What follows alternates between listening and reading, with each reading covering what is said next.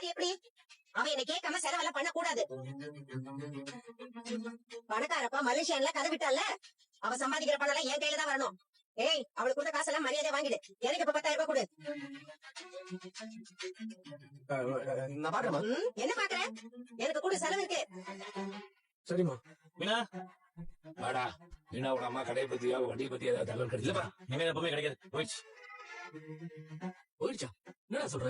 ஊரை தங்கி வெளியூர் போயிடுச்சா? என்னங்க வண்டி ஏதோ டூருக்கு போன மாதிரி சொல்றீங்க? பொதுவா திட்டு பசங்க வண்டி எடுத்தாங்கன்னா நல்ல ஸ்பேர் பார்ட்ஸ் எல்லாம் எடுத்துட்டு மீதியை கொண்டு போய் ஸ்கிராப்ல போட்டுருவாங்க. இல்ல வண்டி நல்ல கண்டிஷன் இருந்தா வெளியூருக்கு அனுப்பிடுவாங்க.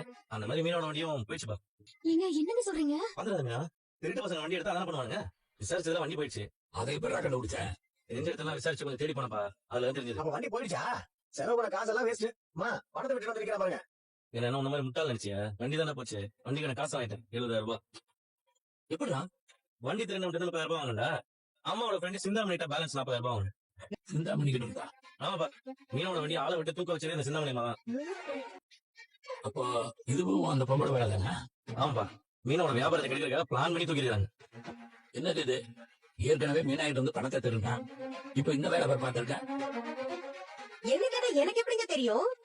சிந்தாமணி என்ன இவளோட காலன வண்டி தூக்க போறாங்க? இவ சும்மா சொல்றாங்க.